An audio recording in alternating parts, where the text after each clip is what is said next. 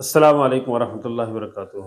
المجاہد Islamic قرآن academy کی جانب سے بندہ وسیم اللہ مجاہد آپ کی خدمت میں حاضر ہے۔ محترم سامعین، آپ اگر ہمارے چینل پہ نئے ہیں تو آپ سے گزارش ہے کہ آپ چینل سبسکرائب کر دیں، لنک شیئر کر دیں، کوئی بات پوچھنا چاہیں تو کمنٹس کریں، ویڈیو کو آخر تک لازمی دیکھیں۔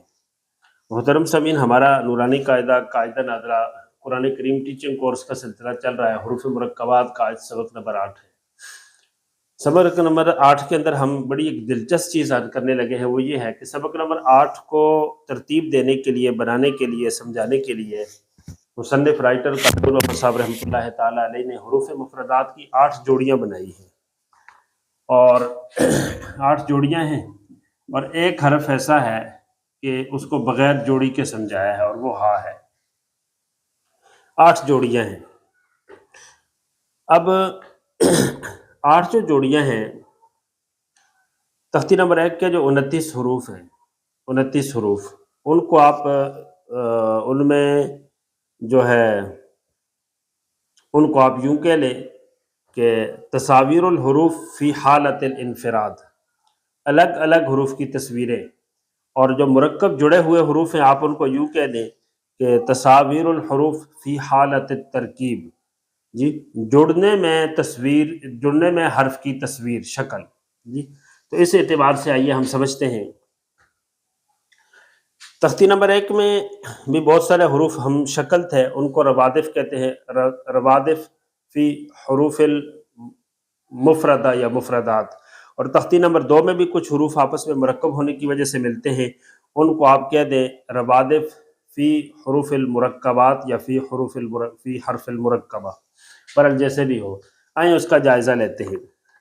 جائزہ لینے سے پہلے ایک بات ذہن میں رکھیے، اس چیز کو آپ اچھی طرح سمجھ لیں گے کہ تختی نمبر 2 میں جو حروف کی جوڑیاں بنائی ہیں، اس کی تمہید کے لیے یہ بات عرض کرتا ہوں کہ دیکھیں، آپ ایک ٹیچر ہیں یا کوئی بھی ہیں، آپ کی کلاس میں مثلا 100 بچے، 100 طلبہ طالبات پڑھتے ہیں، اور آپ نے مسجد کی صفائی کرنی ہے، مدرسے کی صفائی کرنی ہے، یا کھیلنے کے لیے بچوں کو لے کے جانا ہے کہیں، اب تو آپ بچوں کو تقسیم کرتے ہیں، ان بچوں میں آپ تقسیم کر لیتے ہیں، بڑوں کو ایک سائڈ پہ کر لیتے ہیں، جو زیادہ چھوٹے ہوتے ہیں انہیں ایک سائڈ پہ کر لیتے ہیں، جو درمیانے ہوتے ہیں انہیں ایک سائڈ پہ کر لیتے ہیں۔ تو اس اعتبار سے آپ بچوں کو تقسیم کرتے ہیں، تو ظاہر ہے آپ نے جو تقسیم کیا ہے، الگ الگ گروپ بنائے ہیں، تو اس کے اندر کوئی وجہ تھی، بغیر وجہ کے آپ بچوں کو تقسیم نہیں کرتے۔ اسی طرح جب حروف کو قاری نور محمد صاحب رحمۃ اللہ علیہ نے تقسیم کر کے مجموعے بنا کے، خاندان بنا کے ان کو سمجھانے کی کوشش کی ہے، تو ان کے اندر بڑی باریکیاں تھیں۔ ان میں سے پہلا مجموعہ ہے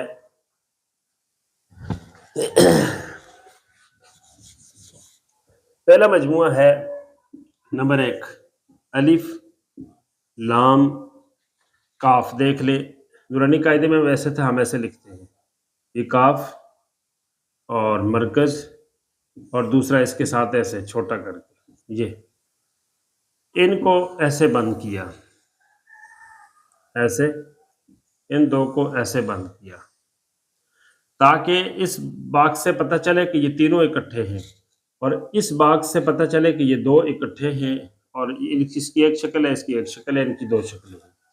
یہ یوں تھے۔ اب یہ جو حروف ہیں الف لام کاف، 29 حروف الف سے لے کے یا تک، الف با تا ثا جیم ہا دال ذال، 29 حروف ہیں۔ 29 حروف میں قاری نور محمد صاحب رحمۃ اللہ علیہ نے سب سے پہلے الف کو لیا۔ الف کو حل کرنا چاہتے ہیں، جوڑ کے دکھانا چاہتے ہیں، تو پھر سوچا کہ الف کے ساتھ اور کون کون سے حرف ہیں، تو الف کے ساتھ با تا سا چھوڑ کے جا کے لام لے لیا، پھر باقی سارے اور بہت سارے حروف چھوڑ کے کاف لے لیا۔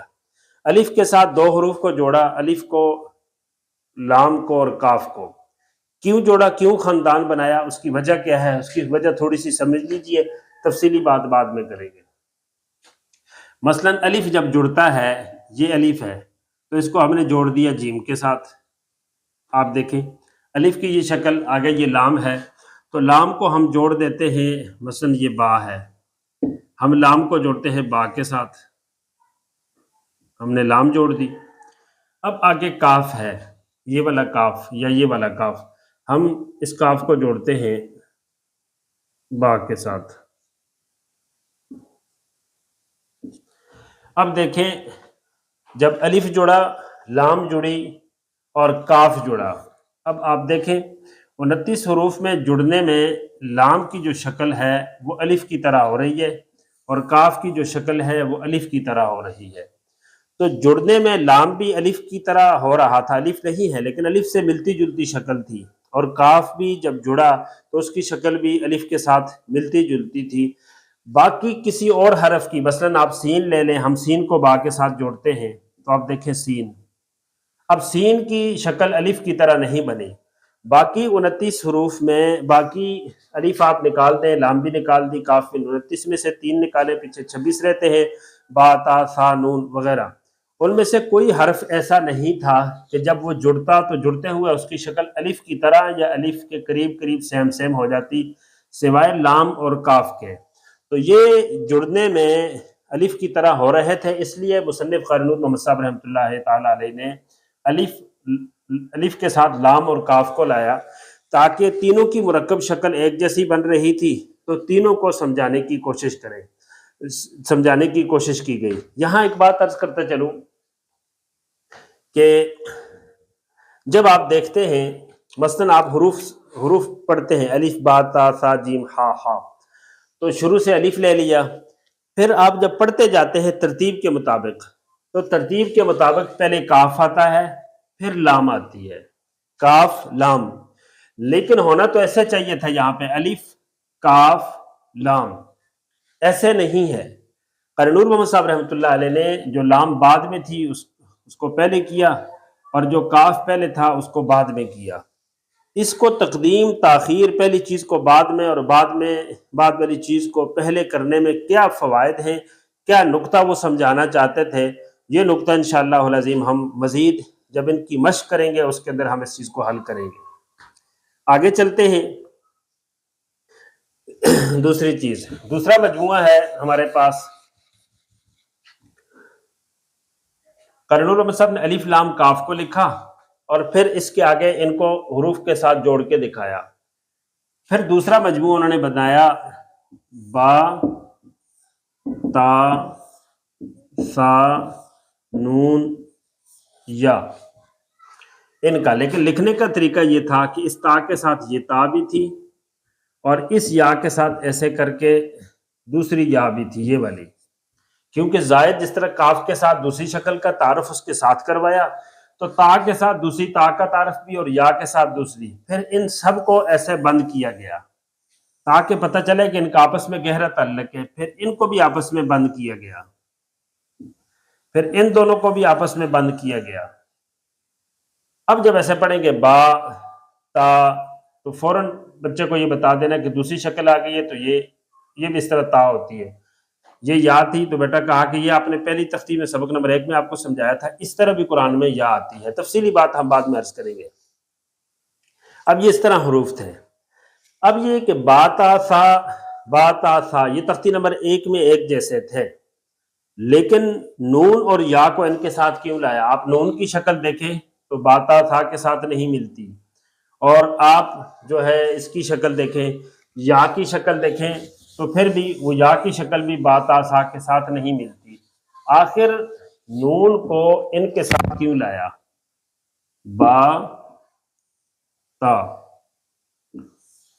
سا نون یا، ہم تھوڑا سا اس کو سمجھانے کے لیے تھوڑا سا اس کا طریقہ بدلتے ہیں۔ اب یہ جو 3 حروف ان کی شکل ملتی ہے، لیکن نون کی شکل ان کے ساتھ نہیں ملتی، یا کی شکل ان کے ساتھ نہیں ملتی، نون کی شکل یا کے ساتھ نہیں ملتی، یا کی نون کے ساتھ نہیں ملتی۔ آخر با تا سا کے ساتھ نون کو کیوں لایا گیا؟ با تا سا کے ساتھ یا کو کیوں لایا گیا؟ نون کے ساتھ یا کو کیوں لایا اور یا کے ساتھ نون کو کیوں لایا؟ یہ سوال ہے۔ اگر یہ راز آپ کو سمجھ آ جائے تو پھر آپ یہ مجموعے کی وجہ سمجھ لیں گے۔ جب تک یہ مجموعہ سمجھ نہیں آئے گا اس وقت تک کے لیے سبق کو سمجھنا مشکل ہے۔ اس مجموعے کو سمجھنے کے لیے اس کے اندر کیا نقطے راز ہیں، انشاءاللہ یہ اگلی ویڈیوز میں عرض کیا جائے گا۔ اس وقت تک کے لیے بندہ وسیم اللہ مجاہد کو اجازت دیجیے۔ السلام علیکم ورحمۃ اللہ۔